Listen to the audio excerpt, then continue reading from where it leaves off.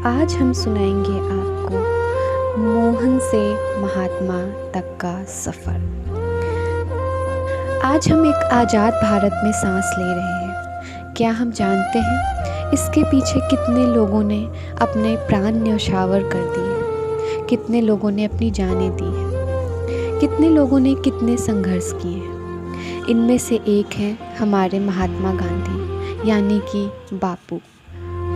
आज हम उसी महान शख्सियत के बारे में बात करेंगे जिन्होंने सत्य और अहिंसा की राह पर चलते हुए अंग्रेजी हुकूमत को हिलाकर रख डाला। हमारे देश को 1947 में अंग्रेजी हुकूमत से आज़ाद कराया। दोस्तों, इस कहानी की शुरुआत होती है 2 अक्टूबर 1969 पोरबंदर शहर गुजरात से, जहाँ की महात्मा गांधी का जन्म हुआ। पर उनकी शुरुआती पढ़ाई सारी राजकोट से प्रारंभ हुई थी। 9 साल की उम्र में स्कूल जाने वाले गांधी जी बेहद ही शर्मीले किस्म के थे। वो किताबों को ही अपना दोस्त मानते थे और महज 13 साल की उम्र में ही महात्मा गांधी का विवाह कस्तूरबा गांधी से हो गया था। उस वक्त भारत में कम उम्र में ही विवाह हो जाया करती थी। महज 15 साल की उम्र में उनके पिता का निधन हो गया। उनके ऊपर दुखों का पहाड़ टूट पड़ा और इन कठिन परिस्थितियों में भी गांधी जी ने खुद को संभाला और मार्जी दवे की सलाह पर उन्होंने लंदन जाकर लॉ की पढ़ाई करने का फैसला लिया। 4 सितंबर 1888 को महात्मा गांधी लॉ की पढ़ाई करने लंदन चले गए और अपनी पढ़ाई पूरी कर वो 1891 को भारत लौट आए। हालांकि विदेश में पढ़ाई करने के बावजूद भी उन्हें भारत में नौकरी के लिए बहुत भागा दौड़ी करनी पड़ी और अंत में उन्हें 1893 में उन्हें दादा अब्दुल्ला एंड कंपनी नामक एक भारतीय कंपनी में उन्हें नौकरी मिली। हालांकि इस नौकरी के लिए भी उन्हें साउथ अफ्रीका जाना पड़ा। साउथ अफ्रीका में बिताया गया समय गांधी जी के जीवन का सबसे कठिन वक्त था। यहाँ पर गांधी जी को रंग भेद का भी सामना करना पड़ा था। हालांकि इस रंग भेद ने उन्हें इतना सक्षम बनाया कि वो हमेशा लड़ने के लिए तैयार रहते थे। हालांकि उन्हें साउथ अफ्रीका सिर्फ 1 साल के लिए भेजा गया था। वहाँ रह रहे भारतीय एवं आम लोगों के लिए गांधी जी 20 साल तक लड़ते रहे थे। साउथ अफ्रीका में रहते हुए गांधी जी ने एक निडर सिविल राइट एक्टिविस्ट के रूप में अपनी पहचान बनाई। इस दौरान गोपाल कृष्ण गोखले के कहने पर उन्होंने भारत आकर भारत के लोगों को आज़ाद कराने की सलाह मानी और 1915 में वो भारत लौट आए। भारत आकर उन्होंने इंडियन नेशनल कांग्रेस ज्वाइन करके भारत की आज़ादी में उन्होंने अपना सहयोग शुरू कर दिया और महज कुछ सालों में ही वो भारत में सारे लोगों के चहेते बन गए। उन्होंने लोगों को एक साथ जोड़ने का कार्य किया। उन्होंने जाति धर्म हर किसी को एक जगह जोड़ने की कोशिश की और 1922 में महात्मा गांधी ने असहयोग आंदोलन चलाया, जिसके तहत उन्होंने अंग्रेजी सामानों का बहिष्कार किया। और यह आंदोलन जब सफल साबित हो रहा था तभी महात्मा गांधी को 2 वर्षों के लिए जेल भेज दिया गया। नमस्ते, मैं भूमिका रावत आज आप सभी की दृष्टि गांधी जी के सत्याग्रह आंदोलन पे डालना चाहूँगी। सत्याग्रह का शाब्दिक अर्थ सत्य के लिए आग्रह करना होता है। सत्याग्रह 19वीं शताब्दी के अंतिम दशक में गांधी जी के दक्षिण अफ्रीका के भारतीयों के अधिकारों की रक्षा के लिए कानून शुरू करने तक संसार निशस्त्र प्रतिकार अथवा निष्क्रिय विरोध की युद्ध नीति से ही परिचित था। इसकी वजह केवल काले गोरे के बीच भेदभाव था। यदि प्रतिपक्षी की शक्ति हमसे अधिक है तो शस्त्र विरोध का कोई अर्थ नहीं रह जाता। वे अहिंसा को मानते थे, इसलिए वे यह लड़ाई लड़ रहे थे। सबल प्रतिपक्षी से बचने के लिए निशस्त्र प्रतिकार ही युद्ध नीति का अवलंबन किया जाता था। इंग्लैंड में स्त्रियों ने मताधिकार प्राप्त करने के लिए इसी निष्क्रिय विरोध का मार्ग अपनाया था। इस प्रकार प्रतिकार में प्रतिपक्षी पर शस्त्र से आक्रमण करने की बात छोड़कर उसे दूसरे हर प्रकार के तंग करना, छल कपट से उसे हानि पहुंचाना अथवा उसके शत्रु से संधि करके उसे नीचा दिखाना आदि उचित समझा जाता था। गांधी जी को इस प्रकार की दुर्नीति पसंद नहीं थी। दक्षिण अफ्रीका में उनके आंदोलन की कार्य पद्धति बिल्कुल भिन्न थी। उनका सारा दर्शन ही भिन्न था, अतः उनकी युद्ध नीति के लिए उनको नए शब्द की आवश्यकता महसूस हुई। सही शब्द प्राप्त करने के लिए उन्होंने एक प्रतियोगिता की, जिसमें स्वर्गीय मगनलाल गांधी जी ने एक शब्द सुझाया, सत्याग्रह, जिसमें थोड़ा परिवर्तन करके गांधी जी ने ह शब्द स्वीकार किया। नॉन कॉपरेशन मूवमेंट यानी कि असहयोग आंदोलन 1920 में 5 सितंबर को शुरू किया गया था। इसका नेतृत्व महात्मा गांधी ने किया था और ब्रिटिश उत्पादों के उपयोग को समाप्त करने के लिए ब्रिटिश उत्पादों से इस्तीफा लेने या इस्तीफा देने, सरकारी नियमों, अदालतों आदि पर रोक लगाने पर ध्यान केंद्रित किया गया था। यह आंदोलन अहिंसक था और जलियांवाला बाग के बाद देश के सहयोग को वापस लेने के लिए शुरू किया गया था। बाग हत्याकांड और रॉलेट एक्ट। महात्मा गांधी ने कहा कि यदि यह आंदोलन सफल रहा तो भारत 1 वर्ष के भीतर स्वतंत्रता प्राप्त कर सकता है। यह एक जन आंदोलन के लिए व्यक्तियों का संक्रमण था। असहयोग को पूर्ण स्वराज पाने के लिए भी ध्यान केंद्रित किया गया, जिसे पूर्ण स्वराज भी कहा जाता है। असहयोग आंदोलन अंग्रेजों के अत्याचार के खिलाफ अगस्त 1920 को गांधी जी द्वारा शुरू किया गया सत्याग्रह आंदोलन है। गांधी जी के सहयोग आंदोलन नॉन कॉपरेशन मूवमेंट शुरू करने के पीछे सबसे प्रमुख कारण था अंग्रेजी सरकार की अस्पष्ट नीतियां। मेरा नाम आरती झा है और मैं गांधी जी के खेड़ा सत्याग्रह के ओर दृष्टि डालना चाहूंगी। खेड़ा सत्याग्रह गुजरात के खेड़ा जिले में किसानों का अंग्रेजी सरकार की कर वसूली के विरुद्ध एक सत्याग्रह है। इसे प्रथम असहयोग आंदोलन भी कहा जा सकता है। हुआ यूं कि सन 1918 ईस्वी में गुजरात जिले की पूरे साल की फसल मारी गई। किसानों की दृष्टि में फसल चौथाई भी नहीं हुई थी। स्थिति को देखते हुए लगान की माफी होनी चाहिए थी, पर सरकारी अधिकारी किसानों की इस बात को सुनने को तैयार न थे।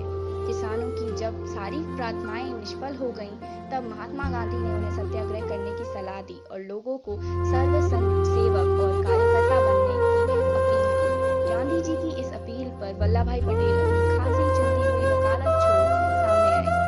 उन्हें सार्वजनिक जीवन का श्री गणेश यहाँ मिला। उन्होंने गांव-गांव घूम कर किसानों से प्रतिज्ञा पत्र पर हस्ताक्षर कराया कि वे अपने को झूठा कहलाने और स्वाभिमान को नष्ट कर जबरदस्ती बढ़ाया हुआ कर देने की अपेक्षा अपनी भूमि को जब्त कराने के लिए तैयार है। निदान सरकार की ओर से कर की अदायगी के लिए किसानों को मवेशी तथा अन्य वस्तुएं कुर्क की जाने लगी। किसान अपनी प्रतिज्ञा पर दृढ़ रहे। उन्हें अधिक दृढ़ बनाने के लिए महात्मा गांधी ने किसानों से कहा कि जो खेत बेजा कुर्क किए गए हैं, उनकी फसल काट कर ले आएं। गांधी जी की इस आदेश को पालन करने के लिए मोहनलाल पांड्या आगे बढ़े और वे खेत से प्याज की फसल उखाड़ लाए। इस कार्य में कुछ अन्य किसानों ने भी उनका सहायता दिया। वे सभी पकड़े गए, मुकदमा चला और उन्हें सजा हुई। इस प्रकार किसानों का यह सत्याग्रह चल निकला। यह सत्याग्रह गांधी जी का पहला आंदोलन था।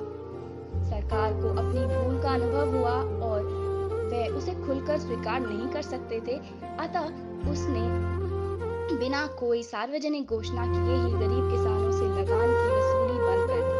सरकार ने यह कार्य बहुत देर से और बेमन से किया और यह प्रयत्न किया कि किसानों को यह अनुभव ना हो पाए कि सरकार ने किसानों के सत्याग्रह से झुककर किसी प्रकार का कोई समझौता किया है। इससे किसानों को अधिक लाभ तो नहीं हुआ, लेकिन नैतिक विजय अवश्य हुई। अगस्त 1942 भारत छोड़ो आंदोलन द्वितीय विश्व युद्ध के समय 8 अगस्त 1942 को आरंभ किया गया था, जिसका मकसद भारत माँ को अंग्रेजों की गुलामी से आज़ाद कराना था। यह आंदोलन देश के राष्ट्रपिता महात्मा गांधी की ओर से चलाया गया था। बापू ने इस आंदोलन की शुरुआत अखिल भारतीय कांग्रेस समिति के मुंबई अधिवेशन से की थी। करो या मरो, गांधी और उनके समर्थकों ने स्पष्ट कर दिया था कि वे ये युद्ध के प्रयासों का समर्थन तब तक नहीं देंगे जब तक कि भारत को आज़ादी न दे दी जाए। उन्होंने स्पष्ट किया था कि इस बार यह आंदोलन बंद नहीं होगा। उन्होंने सभी कांग्रेसियों और भारतीयों को अहिंसा के साथ करो या मरो के जरिए अंतिम आज़ादी के लिए अनुशासन बनाए रखने को कहा। गांधी जी को अहमदनगर किले में नज़रबंद कर दिया, लेकिन जैसे ही इस आंदोलन की शुरुआत हुई 9 अगस्त 1942 को दिन निकलने से पहले ही कांग्रेस वर्किंग कमेटी के सभी सदस्य गिरफ्तार हो चुके थे और कांग्रेस को गैर कानूनी संस्था घोषित कर दिया गया था। यही नहीं, कांग्रेस अंग्रेजों ने गांधी जी को अहमदनगर किले में नज़रबंद कर दिया। सरकारी आंकड़ों के अनुसार इस जनांदोलन में 1940 लोग मारे गए थे और 1630 घायल हुए थे, जबकि 60,229 लोगों की गिरफ्तारी दी थी। लोहिया जयप्रकाश नारायण और अरुणा आसफ अली। लेकिन लोग ब्रिटिश शासन के प्रतीकों के खिलाफ प्रदर्शन करने सड़कों पर निकल पड़े और उन्होंने सरकारी इमारतों पर कांग्रेसों के झंडे फहराने शुरू कर दिए। लोगों ने गिरफ्तारियां देना और सामान्य सरकारी कामकाज में व्यवधान उत्पन्न करना शुरू कर दिया। विद्यार्थी और कामगार हड़ताल पर चले गए। बंगाल में किसानों ने करों में बढ़ोतरी के खिलाफ संघर्ष छेड़ दिया। सरकारी कर्मचारियों ने भी काम करना बंद कर दिया। यह एक ऐतिहासिक क्षण था।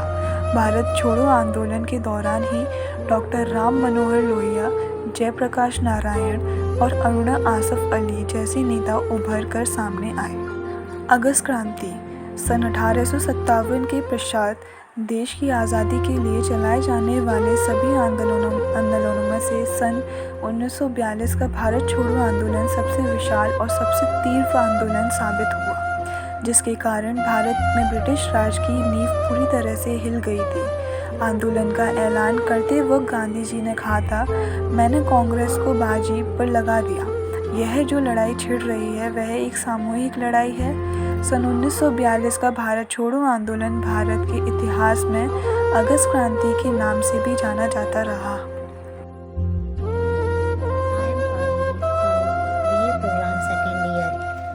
मेरा विषय है स्वतंत्रता दिलाने में गांधी जी का सबसे बड़ा योगदान। गांधी जी की विरासत हमारे देश और दुनिया के लिए उनका सबसे बड़ा योगदान है। उन्होंने अध्यात्म को राजनीति में लाया और उसे घृणा और हिंसा से रहित, महान और अधिक मानवीय बनाया। बिहार की नील सत्याग्रह, दांडी यात्रा या नमक सत्याग्रह आदि गांधी जी के जीवन के प्रमुख सत्याग्रह हैं। इस प्रकार स्वतंत्रता दिलाने वाले प्रयासों के लिए अक्सर बीच बीच में उन्हें जेल यात्रा भी करनी पड़ती थी। आज भी लोग उन्हें उनके महान और अतुल्य कार्यों के लिए याद करते हैं। वे जन्म से ही सत्य और अहिंसावादी नहीं थे, बल्कि उन्होंने अपने आप को अहिंसावादी बनाया था। महात्मा गांधी के शब्दों में कुछ ऐसा जीवन जियो जैसे कि तुम कल मरने वाले हो, कुछ ऐसा सीखो जिससे कि तुम हमेशा के लिए जीने वाले हो। धन्यवाद। I am Shipra from BA program student second year। मेरा विषय है दांडी मार्च। महात्मा गांधी ने दांडी मार्च की शुरुआत की थी। यह दिन भारतीय स्वतंत्रता संग्राम की अहम प्रभाव के रूप में माना जाता है। महात्मा गांधी ने इस दिन अहमदाबाद स्थित साबरमती आश्रम से नमक सत्याग्रह के लिए दांडी यात्रा की शुरू की थी। नमक सत्याग्रह के दौरान गांधी जी ने 24 दिनों तक रोज औसतन 16 से 19 किलोमीटर पैदल यात्रा की। यह यात्रा की शुरुआत 6 अप्रैल 1930 को नमक हाथ में लेकर नमक विरोधी कानून को भंग करने का आह्वान किया। इस आंदोलन में कई नेताओं को गिरफ्तार कर लिया गया, जैसे राजगोपालाचारी या पंडित नेहरू, जो आंदोलन में शामिल थे। यह आंदोलन पूरे साल चला और 1931 को गांधी इरविन के बीच हुए समझौता से खत्म हो गया। धन्यवाद। और इतने प्रयासों के बाद महात्मा गांधी ने 15 अगस्त 1947 को भारत को आज़ादी दिलाई।